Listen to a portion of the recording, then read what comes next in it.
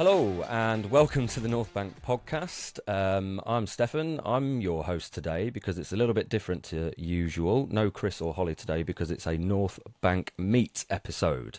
And I am joined by a very special guest. He is a stand-up comedian who is soon to be doing a run at the Edinburgh Festival. But from our point of view, most importantly, he is an Arsenal fan. Welcome to the North Bank, Alfie Dundas. Thank you very much, Stefan. Thanks for having me. No problem. I want to start. We do a usual thing where we have some quick fire questions to get to know you, but I want to start with how I first sort of came across your stuff online. You tell a brilliant joke about your parents' faith and one of your parents being an Arsenal fan. So I want to know where you sit on the scale of faith. Are you down one end where you're slightly agnostic, kind of shrug the shoulders kind of guy, or are you full on devout? To my religion, or to Arsenal? To Arsenal. To Arsenal. Is Arsenal your religion? Arsenal has become. I've stopped going to church on Sundays, and now I go to the Emirates every Sunday at great expense. Where do I feel? I'm very devout at the moment. Like, I know that over the last couple of years, there's some people that are kind of losing faith, so to speak. Right. Like, I'm at like an all-time. Like, I'm 25, so. When I really got into properly following on like a weekly basis, we were in the dregs. Like the first time I went to the, and in the joke, that joke, I make a joke about going to the Emirates and going to church on a Sunday. And all the comments I get are people going, "What do you mean the Emirates? Surely when you grew up, we were in Highbury." But I never saw Highbury. We'd moved on by the time, and like, I'm 25, I'm not that young. Like, it's been a long time at the Emirates. And when I first started going, it was the last 3 or 4 Wenger years. And wow. Then the Unai Emery years, with the Ljungberg sort of... The lost years, as I sometimes call them. And so my first 8, I've been an Arsenal season ticket holder for about 11 years. That's about the same as me, actually. 10 years. And so... I've never seen us play Champions League football till last season, pretty much. And so to watch, us play Real Madrid and to compete, and I know that there's no prize for competing and we're celebrating coming second or whatever, but if you're a real Arsenal fan, you're watching it regularly, it's getting so much better. It's still improving. I know that this year seems disappointing compared to last year, purely on like Premier League performance. But if you could have told me 10 years ago when I started supporting Arsenal that in 10 years you will be competing for the Premier League, competing for the Champions League, which we are, with semi-finals of Champions League, second in the Premier League, we are competing. I would, and Champions League is a dead certain every year. I go, yeah, with a team that we like, without having to do a Chelsea or a Man City, with a team that we like, with very few egos, with a young manager in his first position as an ex-Arsenal player, buying into some Basque country mentality. I take all of it. I take every part of it. So right now, my faith is, I'm a hardcore believer. Brilliant. I feel like I'm ready for war after that. Yeah, this is what I just think we need. I think Arsenal need to bring me in. I got a lot of free time. I think they should be paying me to come in and do the motivational talk. Because we all watched the documentary where Arteta does the light bulb crap, and I think it would be much better if I just came in.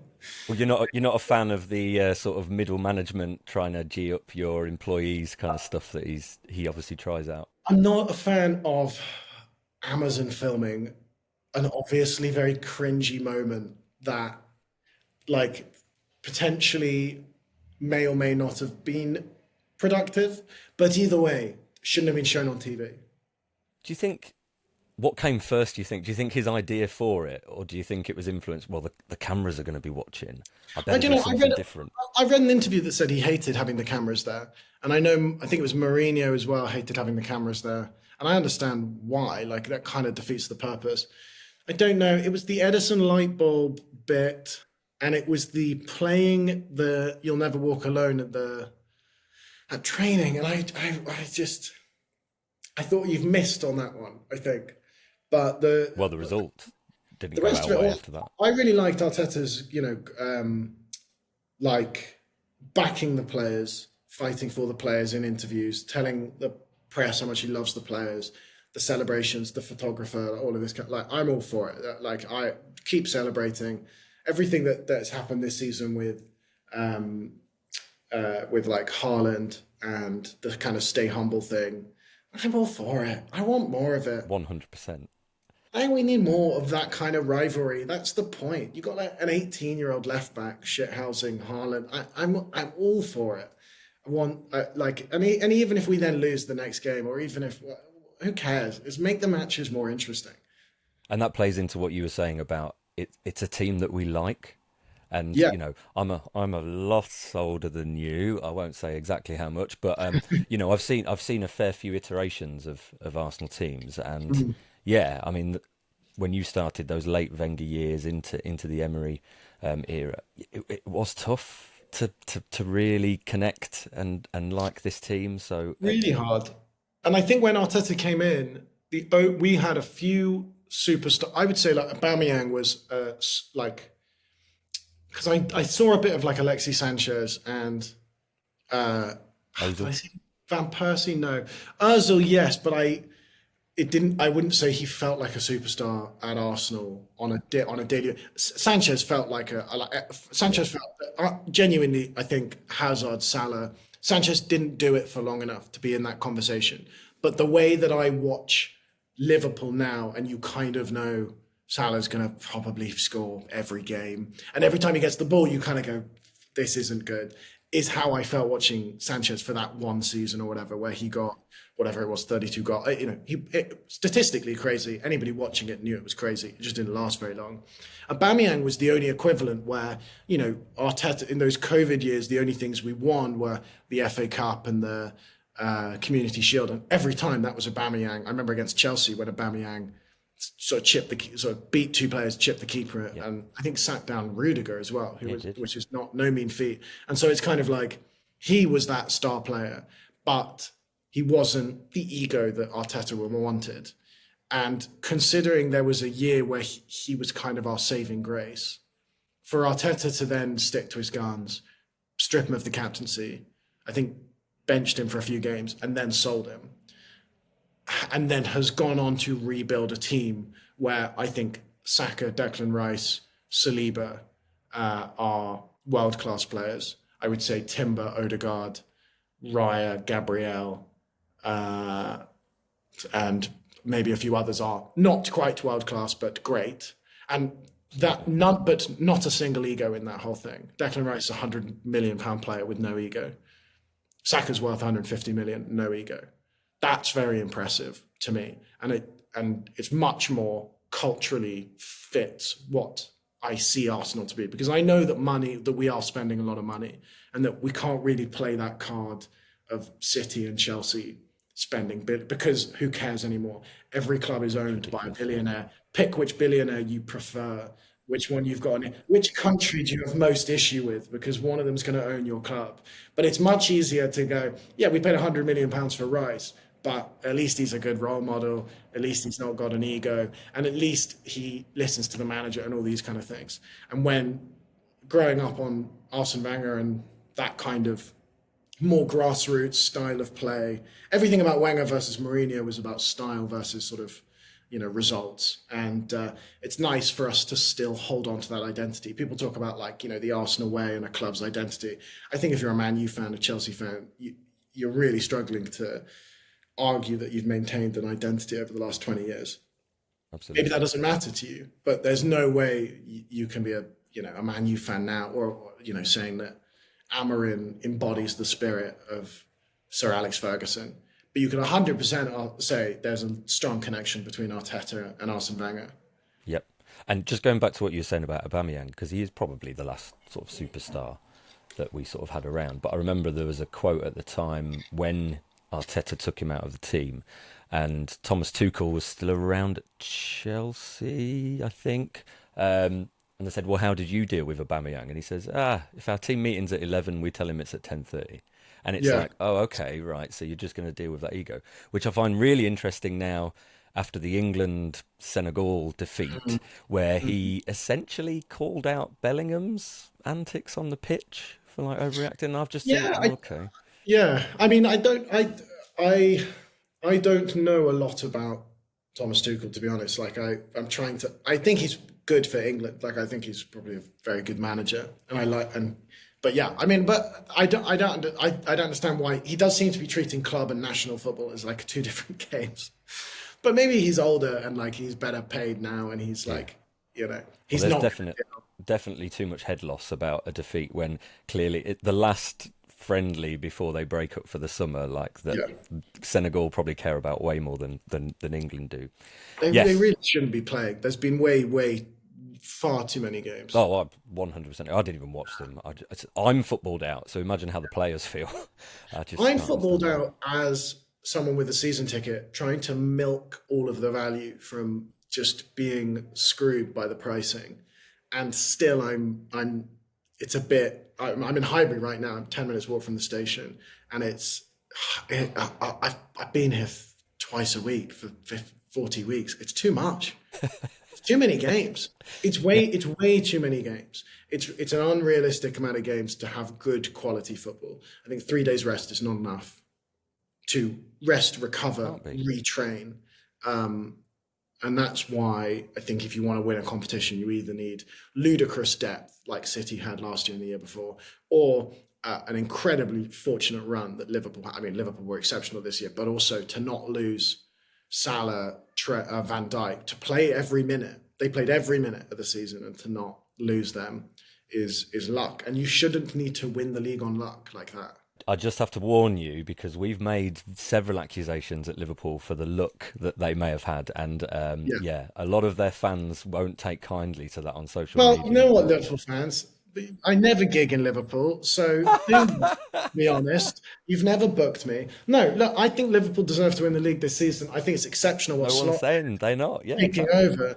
I don't think they won the league on luck. It's not that. It's just that I didn't like the narrative. I think, obviously, it's a whole other conversation. Not signing a striker was in hindsight an error in January, and everyone can have a conversation on like, well, it's always obvious when your striker gets injured 2 days after the transfer market. Who would have known? Havertz has never been injured. There's a lot of conversations there, but maybe you shouldn't only have one striker on your books anyway.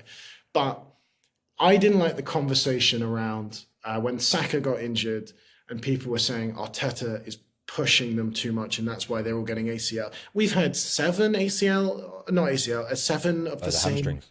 the hamstring surgery this season. Maybe in training, we're doing something radically different to other teams. I doubt it. These are multi-billion-dollar entities. I imagine they're all doing basically the same thing. Everyone was going on about how Arteta didn't deserve to win the league because he didn't manage his players' minutes properly, and Slot was a genius. But Slot just played them every minute. If you look at the top five outfield player by minutes this season, it's four Liverpool players and I don't know, Adam Wharton or some other kind of player that never gets injured. He didn't manage Salah's minutes. He just played him. And then you could argue, well, Salah doesn't get injured, Saka gets injured, so Salah's, Arteta said Messi, Ronaldo, these players play 60, 70 games a season. So maybe I'll play, but you can't have it both ways. You can't say that like Slot's doing time management and that's why, but then the numbers show that he's just not. He's just outright playing them every minute. And fair enough. But when we do the same thing, Arteta's naive. That's where that is luck. And if you were in Liverpool, I've never gigged in Liverpool. Manchester's lovely to me. Liverpool's never booked me, so I'm very happy to burn my bridge with Liverpool at the moment, especially whilst they keep winning. No, too right. And with the money they're spending, it's looking like it's going to be Oh, another oh, big. and one more Liverpool fans, congratulations, because Florian Wirtz and Frimpong is exceptional business. Yeah. Exceptional Yeah. business. Like I really don't think they'll miss Trent at all. No, I mean, and this is a Trent that's come under huge criticism for the poor defending in inverted commas because Yeah, he is a good defender. Yeah, he's yeah, not well beat, but also he's got so many more strengths going forward. But Frimpong coming in, look, I'm very limited on my knowledge of European League football. I've spent far too much time on the Premier League, but Frimpong's more of a wing back. It will maybe give them, but it will give them just as much impetus, from full back. fantastic. I think now you've got someone overlapping Yeah. Salah. It's really dangerous on that left side for all the other teams. What I like as well is Frimpong wants to go to Liverpool, like and that's great. when I saw that signing as an Arsenal fan, I was gutted.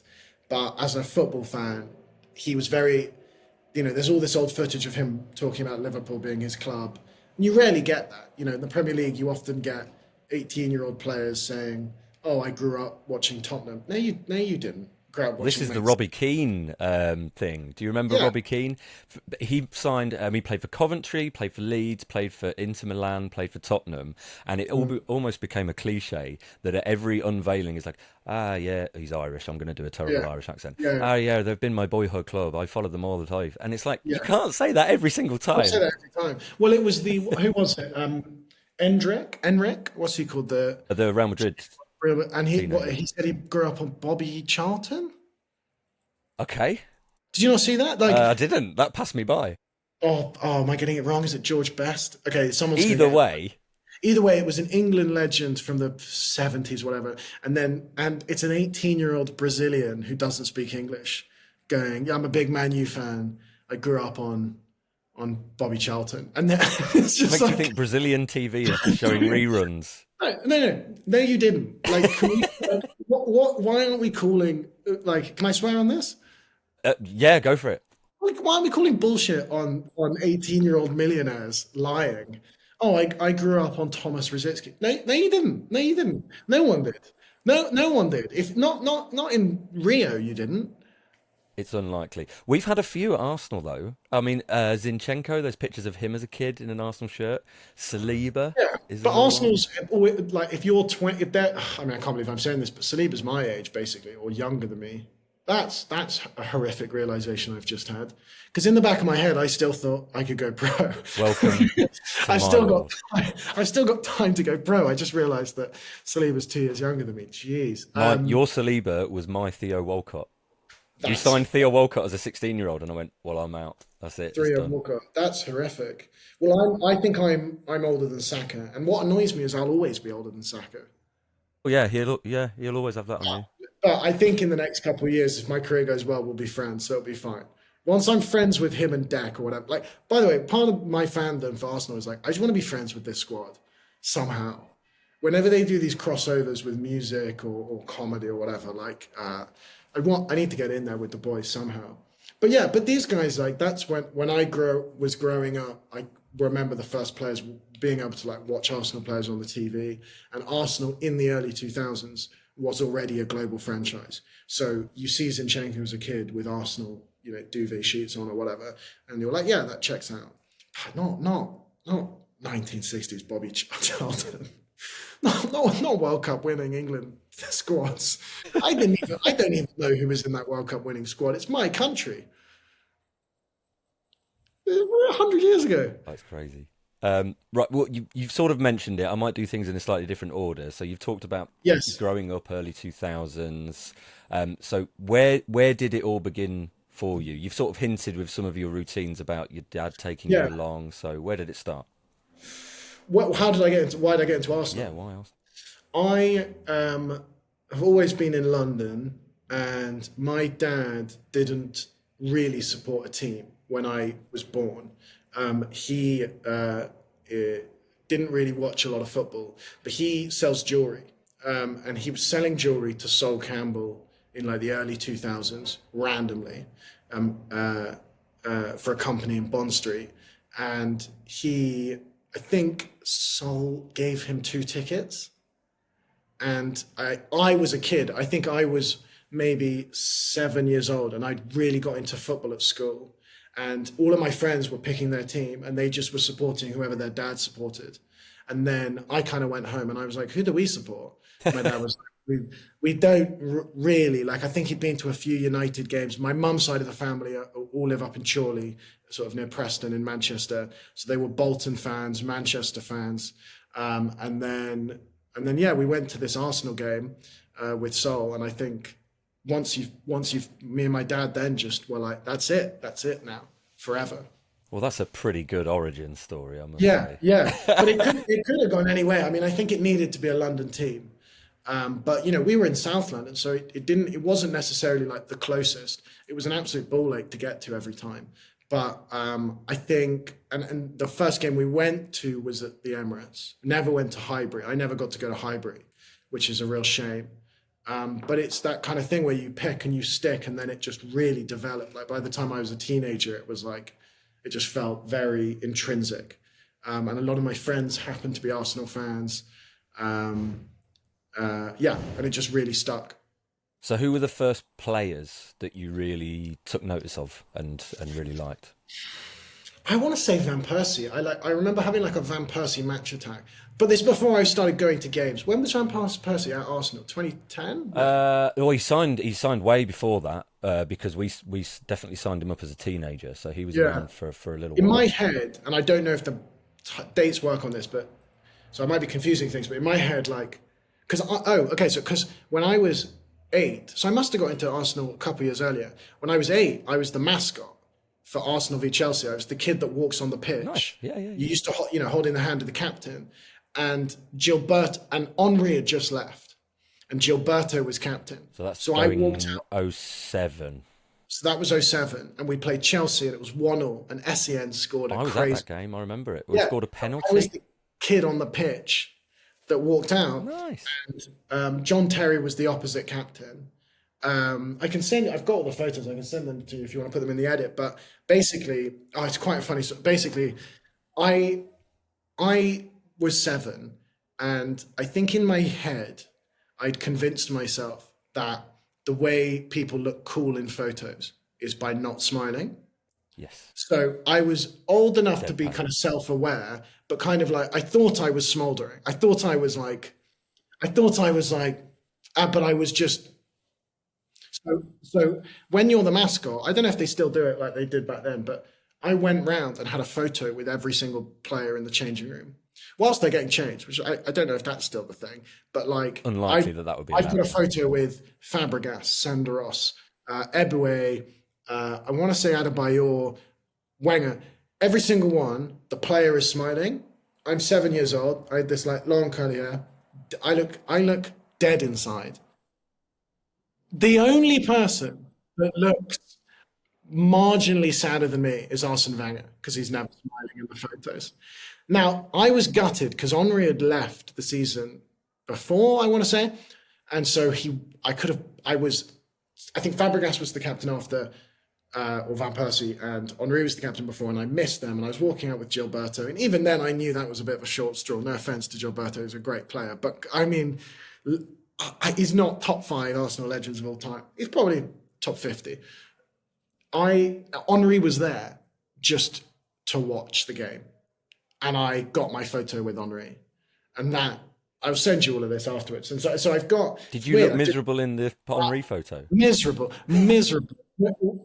Overlap it into the script. Like, just I've got 45 photos of me with some of the greatest Arsenal players of all time. And I look so unhappy to be there. And I'm in full kit. And then you get to walk onto the pitch, take a penalty against Gunnosaurus. Now they do all of this at half time. Yeah, they do. They used to do it all at the beginning, and there was just one mascot from each team. And there was one me and one Chelsea. And yeah, so that was like, that I think almost was like the first game I ever went to. Because basically my dad signed me up to be like the Young Gunners thing. And it was just a raffle. And I got it. And that was the first time I went to the Emirates, I was on the pitch. That's amazing. Which is crazy. Mascots like pay also, now, don't they? So arrogant to be like, oh, Gilberto. Yeah. I remember being 7 years old and going, oh, really? Gilberto's here? Okay. Like loose, like, when you hold someone's hand really loosely after an argument. That's what I was like. Like the dead fish. At the time, the captain of Arsenal in Brazil. Yeah. Yeah, he would have been. So that's my first era, like Cesc Fabregas, Eboué, Senderos, Van Persie. I then remember really well, like Rositzky's always been like cult, one of my favorite players. Samir Nasri, I was obsessed with. I really bought into, I think maybe it's just the time that I was watching football first, was that midfield passing, Arsene Wenger, beautiful, keep the ball on the ground play. And we had, kind of Nasri, Rositzky, Fabregas, and then it kind of became Jack Wilshere, Aaron Ramsey. Yeah. All small, all technical. I mean, we have this question later. I don't know if it was the favourite goal I saw, but one of the best goals I saw was that Norwich goal Yes. where it's Wilshere Giroud, and I'm behind the goal on that end that year, and the back of my head fell off. I like didn't even really celebrate because you were like, what the hell has just happened? And every now and again when you saw one of those goals, and I remember Nicholas Bentner playing in that game, Shamak, Dejuru, Jovino, Arshavin. Like these are the like I grew up on players which are now like streets won't forget players. At the time, they were very forgettable. Yes, there were some of them. Yeah, I remember. That summer when we signed Squillaci and Koscielny and Mustafi Mustafi's the one. and Alumina and just like that, those are the players where it's just it was just endlessly not quite good enough players. It was too many journeymen. We were trying to buy, even with some of the, like, Jovino came to us as a more of a flair player, but it was a cheap European buy because we were never going to buy someone from within the league because you pay a Premier League tax.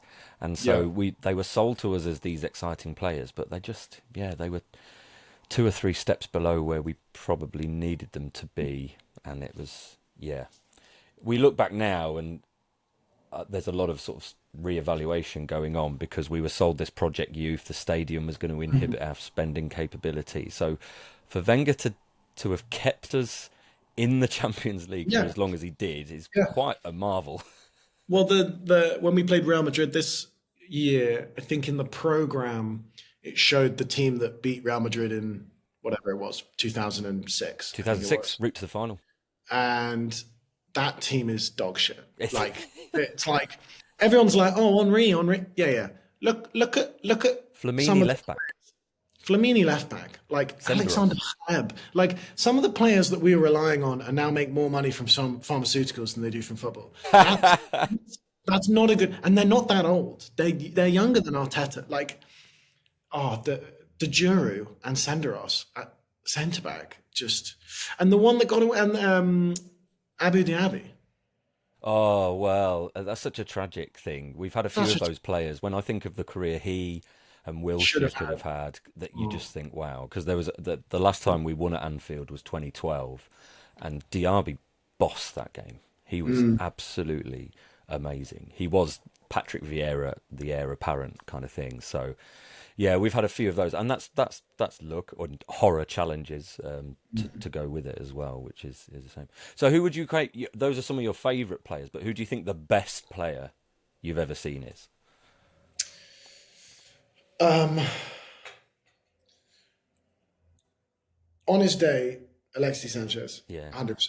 Yeah, and I because I didn't quite see Henry, I saw Van Persie, but I would still maintain that Alexis Sanchez on his day, maybe just because playing a little bit deeper or playing as a winger, he could do more than Van Persie. Like Van Persie scored some absolute world class goals, and he looked unplayable at times. But the way Alexis Sanchez would beat players like they're not there, like 2 or 3 at a time. And that kind of, he had a weird body, like kind of like, do you know what I mean? Like wide hips, like birthing hips, but like low center of gravity, like sort of like, I don't know, sort of like, but strong and quick, but not in a big athletic kind of way, in a small, like, and he would just go past players like they weren't there. And then the speed at which the ball would leave his foot when he shot it was like those shots you take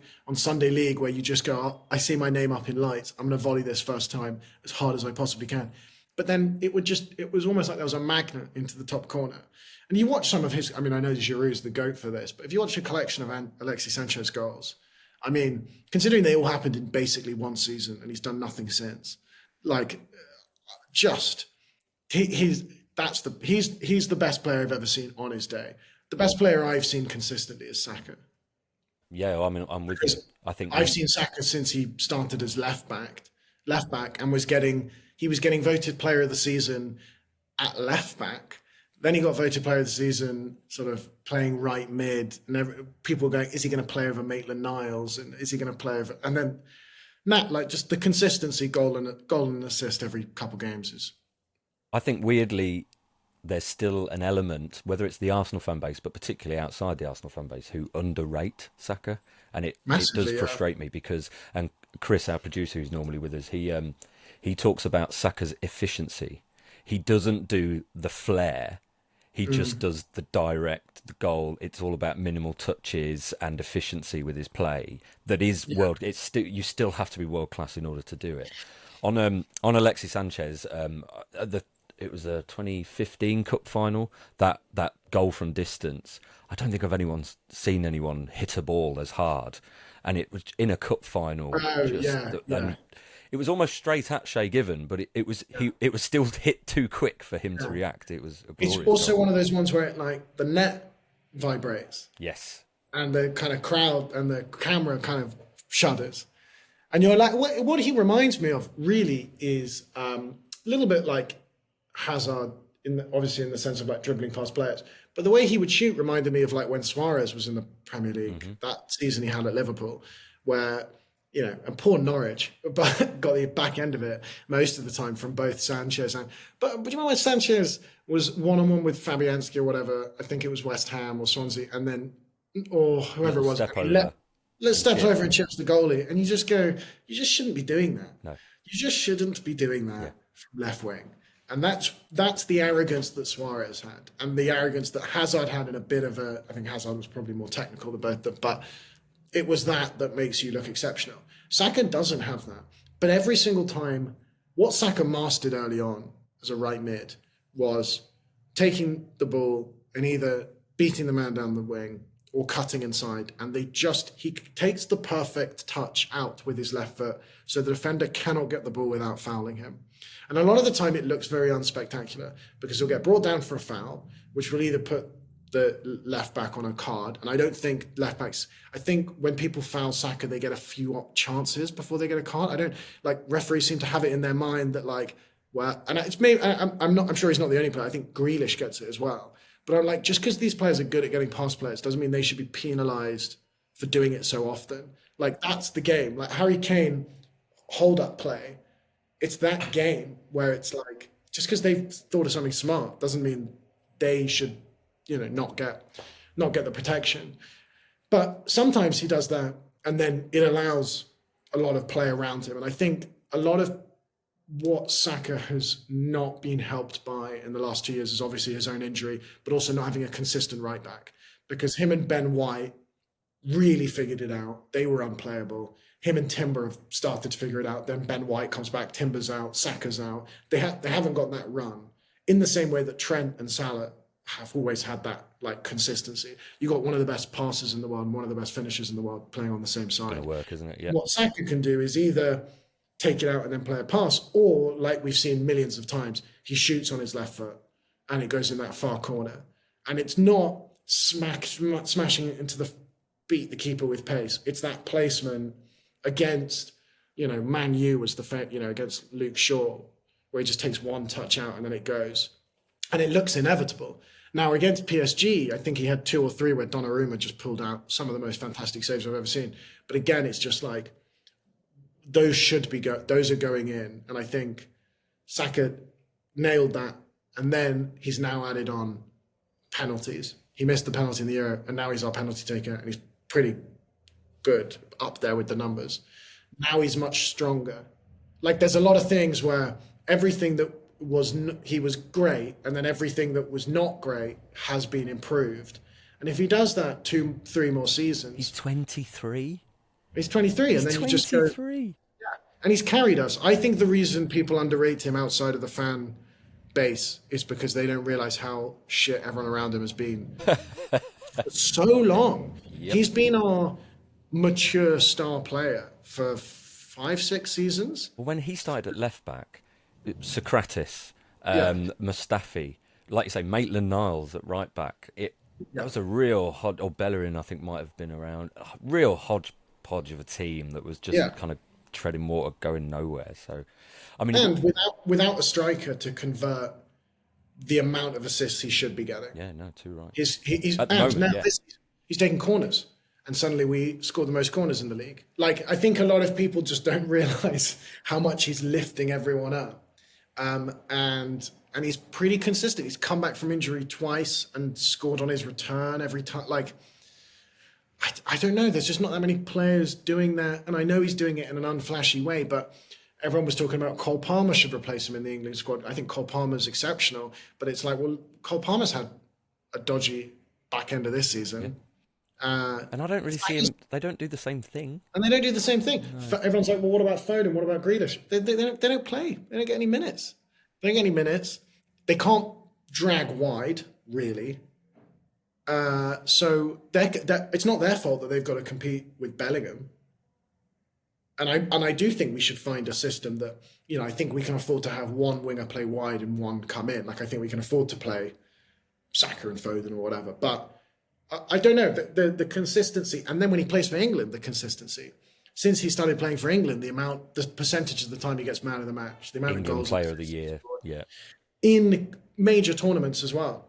Everyone will remember that he missed the penalty, but people don't realise that, like, a lot of those that game that he missed the penalty, we were really looking very bad until he came on in extra time or towards the end of the second half of normal time.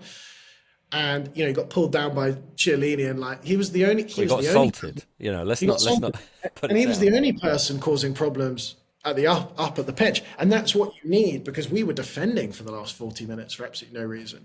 So, yeah, I don't know what it is, but I trust that if he just does what he's doing now for the next 15 years, he'll go down as undeniably one of the greatest players of all time. Absolutely. So that's one of our players that is absolutely loved. Are there any players non-Arsenal that you've really appreciated? Obviously, you mentioned Salah quite a lot. It's hard to deny that he's been so consistent over the last few years for Liverpool. Yeah. Anyone else caught your eye from other teams over your years growing up and stuff? Sorry, there's music playing out my window. Let me shut that. No problem. Don't worry. That's not what your listeners want. That's a good... Who do I like? Who do I admire from other clubs? I love Eze, and I would love to have... I wish we had Eze on the left, because I think him and Saka would just be very, very dangerous as our two wingers. Well, it's a bit like the left side is a bit like what you said about the right side. When Saka and White were in full flow, that was great, but it's been a bit disrupted with injuries and this, that, and the other. Well, everyone said that about Martinelli on the left. He's never had a consistent fullback with him. He's had Rice a lot of the time, sort of near him, but before that it was Havertz. So I think I don't know. I mean, Martinelli, I'm not 100% sure is good enough to take us to that next level. Like, if we're going to talk about who we want to sign this season, I think we need a left wing more than we need a striker. 100%. And I think Neco Williams or a Rodrigo or someone.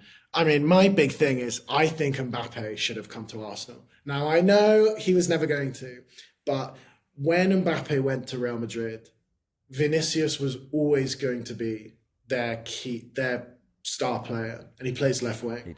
And Mbappe is now being forced to play up front, and there's been teething problems. And as shown when they played Arsenal, they're not good enough. Like, that, you can't have four superstars up top. If Mbappe had come to Arsenal, and I don't know if Arteta would have ever wanted that ego in the team, and I don't know if we'd ever be able to pay him enough and all of these kind of things. But if our left wing side had goal scoring power, the amount of, with Declan Rice at 8, the amount of Mbappe would never have to track back. He doesn't have to do anything. That's always the criticism against him, isn't it? Yeah. Yeah, you got Declan Rice on that left-hand side, and you've got, we haven't really got left backs that push up. They come in inverted, but we don't have overlapping left backs. You know what I mean? Like Zinchenko or Tierney's just gone, hasn't he? Tierney's just gone. Tomiyasu.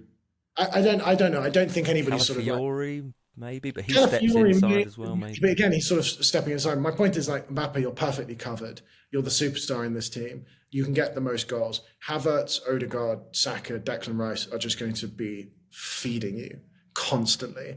I think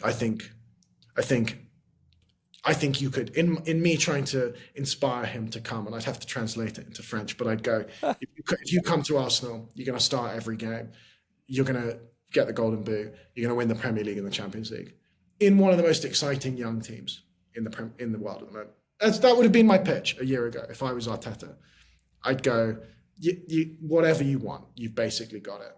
Well, I think we might be doing the next best thing, a similar sort of thing where we might be looking to poach Rodrigo because he's in the same sort of position where Vinicius Junior has got the left hand covered. Yeah. And Rodrigo wants to be loved. So I think Rodrigo or Williams or like someone, I think they could be world-class left wingers, and I think that is more important to us than a striker. I think we need a backup striker for Havertz, but if I can get a world-class left winger and keep Havertz, I'd rather do that than get a world-class striker and keep Martinelli. Fair enough. In the starting 11. Yeah. I think Martinelli, Gyökeres or Sesko, Saka is weaker than Williams / Rodrigo, Havertz, Saka. We get goals from all around the pitch, except our left winger gets no goals, like basically this season. But sorry, the players I really, really like watching. I really like defenders that enjoy defending. Me and you both. That's my favourite thing about Gabriel. How long has it been since we've had a defender who celebrates tackles? Really good. That's why I like the whole back four. And I don't hate how many defenders we've bought. I really like it. Like the way I really enjoy the way Van Dijk defends. I really enjoy watching Rudiger defend. Just like an obsessive freakishly on the player. But yeah, this season, I think the most exciting players have been all the obvious ones. Obviously, Salah's kind of done it. I mean, I think Desiree Doué, like everyone does, is just exceptional. I really enjoyed watching him. Weirdly, in that first game we played them in the group stage where we beat them, I remember being like, oh, they're very beatable this season. And I argued that they were beatable all the way through. We just, how we missed the chances we missed in that second leg. But even though they looked horrific and beatable, Desiree Doué looked frightening. The arrogance and the kind of speed, and then the work rate was what was interesting, because that's what you don't get with Mbappe. You get the excitement going forward, but you don't get it coming back. Well, I was going to move on to sort of ask you about sort of favourite moments and things like that. And I think it's hard, because I'm a season ticket holder as well, those Real Madrid games this season in particular. And as you were talking about PSG there, that first half, when they played us at the Emirates, they were the best team that I've seen this season. Like you say, the speed and the work rate was just undeniable. Salah does have work rate, but it's like he's asked to do a different thing at Liverpool. He almost hangs forward so that the opposition are always occupied with trying to defend him, and that allows Liverpool a little bit more space. Whereas just PSG were everywhere in that first game. But I mean, for me, the standout moments will be those Declan Rice free kicks. Were they the same level of aura for you, or was there something else that stood out? No, they were spectacular. I went to that game with my best friend, and I just could not believe it. Just you and me both. The second one, I was just like, because there was a certain amount of, for the second one, I was like, oh, I bet he scores again, and then it happens, and then you go right. So there were people next to me who were saying exactly what you said, and I'm there going, me, the old cynical, going, no, he's not going to do it. Well, I also was like, he needs to go that top right corner this time, like that. But anyway, look, me and Arteta have very similar minds. When I saw this list of questions, I was like, the Real Madrid one, recency bias. That was amazing. That was an amazing game. Had some amazing games over the last couple of seasons. Like, it sounds stupid, but just like comfortably beating City and Liverpool. Yeah. After years and years and years of feeling quite far behind. Like the 5-2 City game. 5-1. Yeah, 5-1 this season was great. But my first ever amazing, unforgettable moment was the I think it was 2018. What was it? It was Unai Emery's first North London derby. Well, I think I know what you're going to say. Yeah. and we were 2-1 down at half time, and Eric we won Dyer shushed us 2. Eric in the Dyer North shushed Bank. us. Aubameyang and Lacazette scored. Someone else scored, and then Lucas Torreira. Talking of unnamed here, Lucas Torreira, the smallest human being I've ever seen in my life, Yes. from CDM, having never scored a goal, finds himself one-on-one with Hugo Lloris, at the time one of the best goalies in the world, and just what a finish! Buried it. And that year our seats were by that goal, and I remember that turnaround from 2-1 to 4-2, half time 2-1, full time 4-2, North London derby, felt great. Oh, they're brilliant games, and that of Unai Emery's tenure, that was certainly up there. And it was just Eric Dyer shushing us. I'm right in that corner where he ran over and like shushed. And Oh, it's really? Yeah. it's hard not to get a little bit kind of carried away with how that happened. Yeah. It happened again this season. When they took the lead at our place, and Son came over and shushed us, only for Lewis Skelly to shush the Tottenham fans do it back. yeah. When we got the Not lead. Lewis That's Skelly. good. So you say you had your season ticket for a bit over 10 years now. I think so. Yeah, I'm trying to. So Yeah. was that Tottenham game kind of the first time you felt like really sort of privileged and happy? I think I think that really stands out because I think it was also. I mean, I know it didn't really work out with Unai Emery, but it was a definite uplift from what we saw the seasons before that. Absolutely. And I don't know why. I don't know why my memory's blocked out the last 3 Wenger years, my first couple seasons. But there just doesn't. I mean, that Wilshere goal that we were talking about stands out. But there weren't like moments like the moments we've had as a fan base under Arteta. I mean, Bournemouth last season, 96 season before, Reece Nelson. I mean, I'll never forget that. Those are sort of. I don't know how much. I know it didn't mean anything in the grand scheme of things, but for Reece Nelson to score in the 96th minute, where you go, surely he can't. And what was that? 2-0 down to 3-2 win.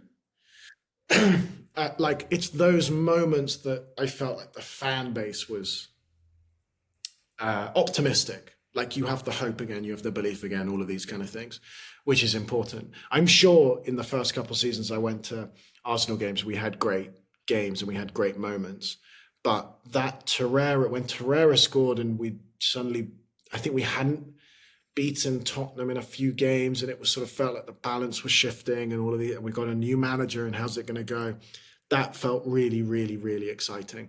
And there was a little bud of hope with that Lacazette, Aubameyang, Cabal.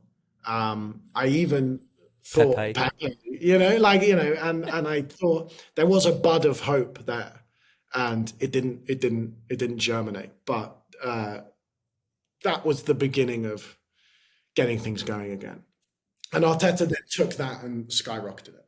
Yeah, I mean, I've had my season ticket for roughly the same sort of amount of time, and to be in a position where this will be the 3rd year in a row where I go into the start of the season thinking we've got a chance to win the league. You can't. That's just so great. Everyone gives us shit for like competing. What's the point? Yeah. What is the point of being a fan of anything if you can't just start the season with like, we're in it. We're in the mix. We're 100%. In the mix. If I'm a United fan, I've got the Euro or whatever. They didn't get anything last season, did they? Yeah, those lot down the road did. Well, Tottenham, I think Thomas Frank's great. Congrats I used to. Congrats on the Europa League. When you go and collect your season ticket, first game of the season, I don't know who they're playing. It could be Wolves, it could be Brentford, it could be any team in the Premier League. There is zero hope in those fans' eyes that they're going to win those games. And I don't mean that to just to pick on Tottenham. I really don't have much of an issue with Tottenham at all. But if you are going to Old Trafford or the Tottenham Hotspur Stadium and you're not going to a Beyonce concert, there's no hope there. Like if you're going to a football match for Tottenham Hotspurs in 2025 against any club, relegation teams, there's no hope. Sure, you got your silverware last season. That'll make you feel good for one night. Where is the joy I have walking up from Highbury Station to the Emirates, knowing that we could genuinely dominate Man City today. We could dominate Real Madrid over 2 legs. We can dominate PSG. We didn't do it when we should have done it, and that's on us. But we could do that last year. We can definitely. We are a stronger team starting the season than we were ending this season, because we're not losing anyone big. I mean, unless a big Fabrizio Romano, here we go, Saka to Real Madrid comes off or whatever that. Like, I don't think we're losing anyone key. We've just signed some really big contracts as well. Um, and then what? 150 million pound war chest. It's just like, okay, that's exciting.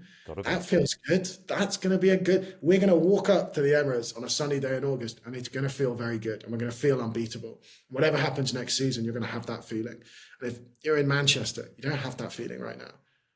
Well, as you've just mentioned, Manchester United, one of the other things I wanted to cover about funniest moments. Now, it can be from this season, but are there any other standout moments where, because we at the North Bank podcast, we try not to we take football seriously, of course, but we try not to take it too seriously. And it's always those funny moments, like your story about being the miserable mascot. So I'm going to know you from now on. That was funny looking back on it. There was a long period as a teenager where I had deep regret over wasting my opportunity. Because I got a photo with Fabregas and I look unhappy. I look like a sort of, I don't know, some sort of charity case. I feel really like I don't know. But funniest moments. Or what do you find funny around the world of football? What makes you laugh? I love, oh my God, how do I explain this? I am obsessed, like probably, this sounds niche, but I think almost everyone listening to this will relate to this. Taking like football phrases out of context, applying them to something else. Oh, of course. Is the best thing. The amount of times on a daily basis I say, oh my word, I'll have a look. Or just like, I just got a coffee on the way here, and my partner's like, oh, should we go to the van and get a coffee? I go, oh my word, we'll have a look. Of course we'll have a look. And it's just a football thing. It's just leave the football before the football leaves you. When people are, not enjoying their jobs, got the job on the technicality. I really enjoy that.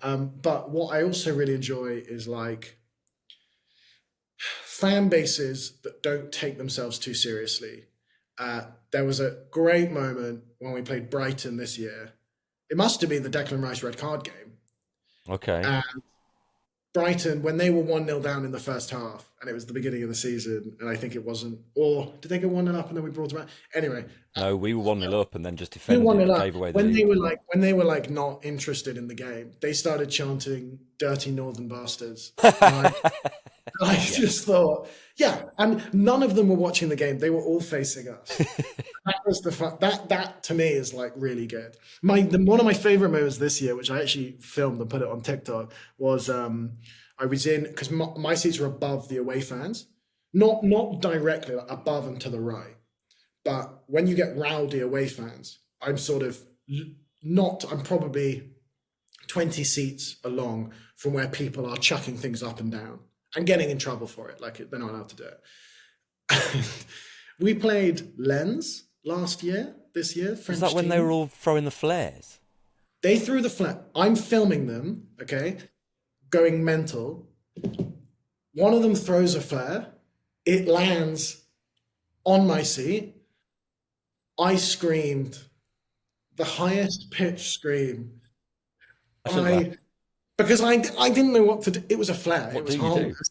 But I was just, and it was all of these like, it was exactly the stereotype of like slightly pathetic Arsenal fans sitting and clapping, and suddenly a French fan has lobbed a flare at you, and we're all staring at it like we don't know what to do. And I'm still filming, so I just filmed the flare, and I just go, "Oh my God, throw it back!" to my phone. And you've got this horrific, like the audio from it. You can hear me squeal and then go, "Oh my God, throw it back!" like any of us were willing to pick it up. So we just watched it go out for 3 minutes. I just jumped out of my seat, ran away, and then just watched a flare go out. And those things make me laugh. Those things where it's kind of like, fair enough. It's just fan-based stuff. Keep it off the pitch. I'm all for it. Right. So a little bit of as we're dealing with the sort of funny stuff, we do some quick fire questions. Okay, just to sort of finish off, where you're given a binary choice, and I want your gut instinct. Okay, and that'll tell us maybe a little bit about you as a football fan, and then we'll round off from there. So, number one, red or yellow? Red. Home or away? Home. Watch on TV or in the ground? In the ground.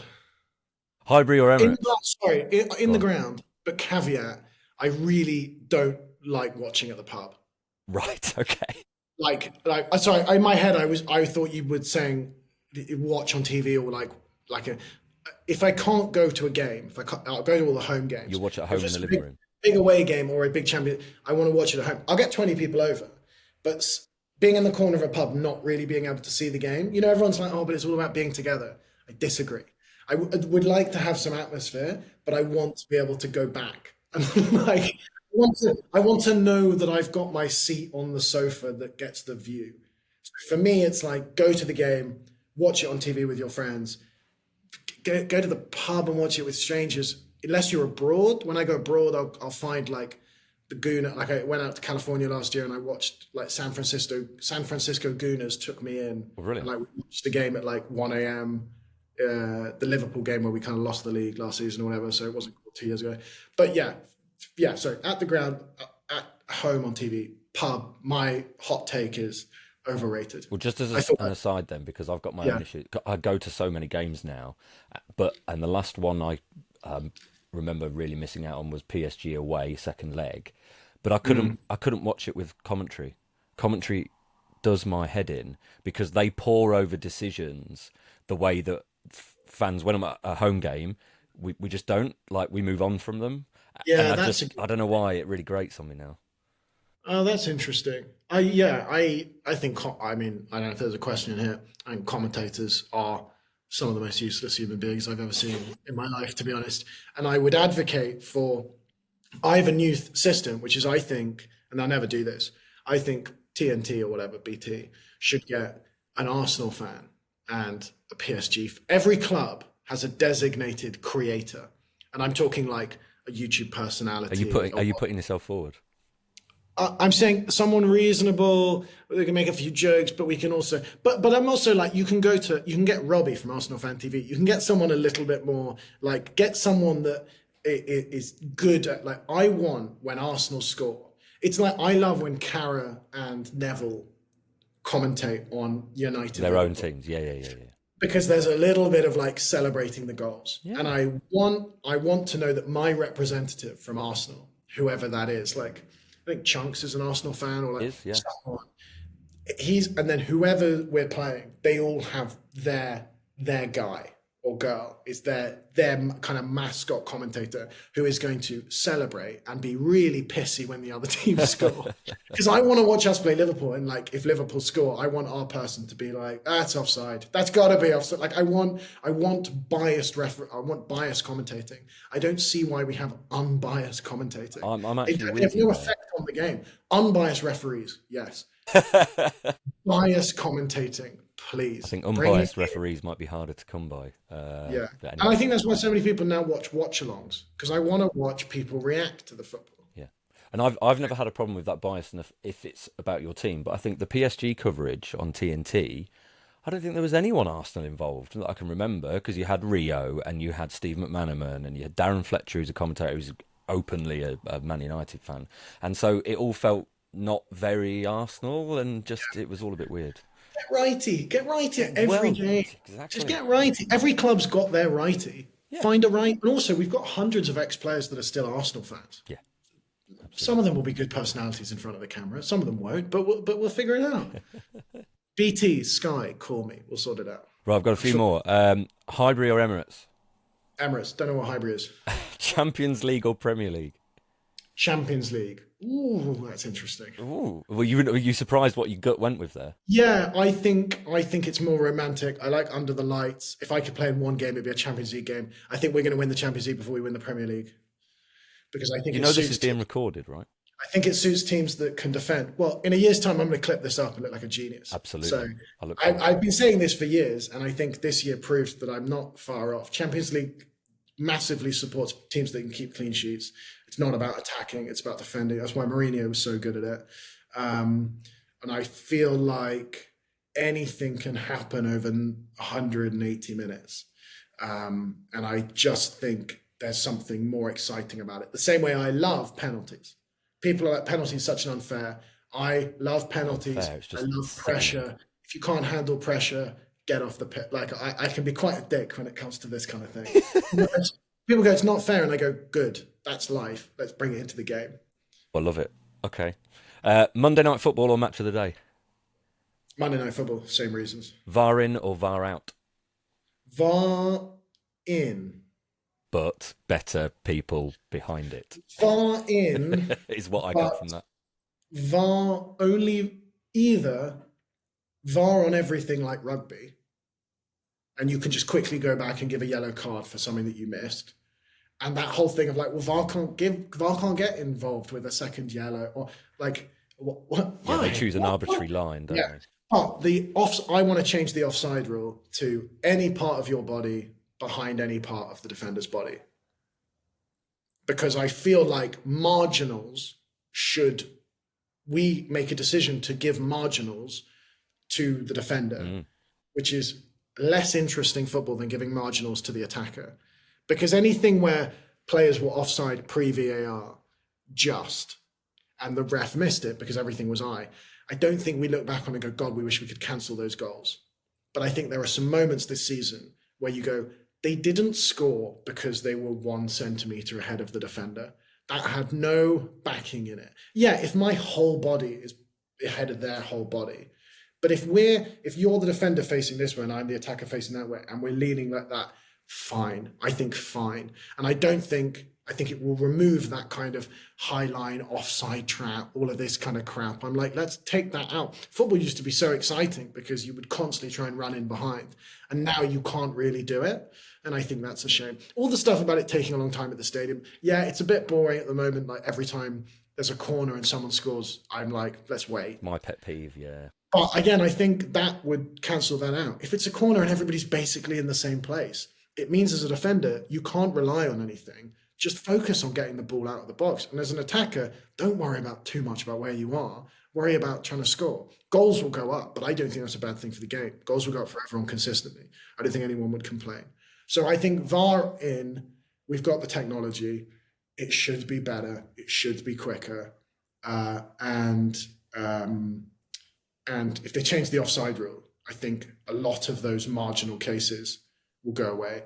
But VAR on, I mean, I'm an Arsenal fan, so maybe I'm biased, but VAR on these red cards that keep going on for kicking the ball away or whatever, overturn it. Overturn it for common sense. That's what seems to be lacking, the common sense, massively.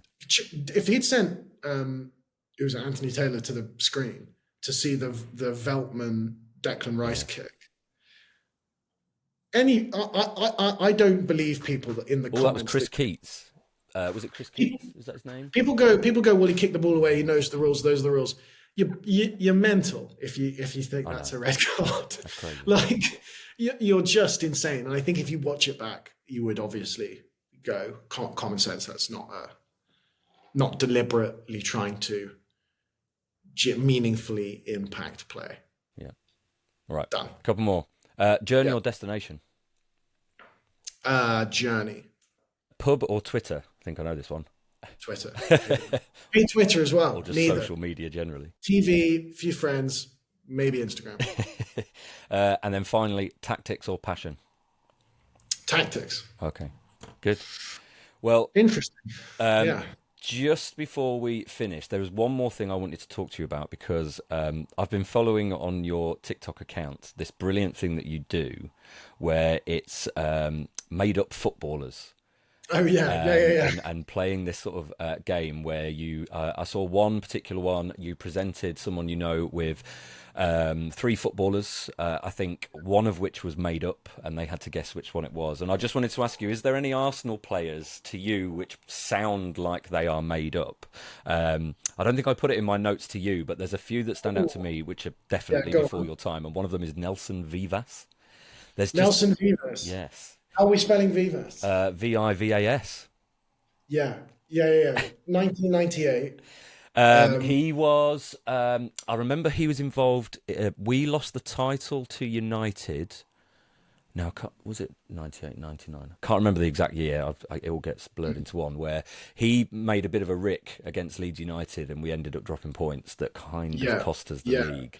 and he didn't speak English, Yeah, there was something like that. famously. Yeah, yeah, yeah. So when he signed for Arsenal, I think we had like the kit man or something had a Spanish wife, and he stayed there for the first 8 months because it takes a bit of time for them to find an apartment, especially when they're young and Of they're course. coming over.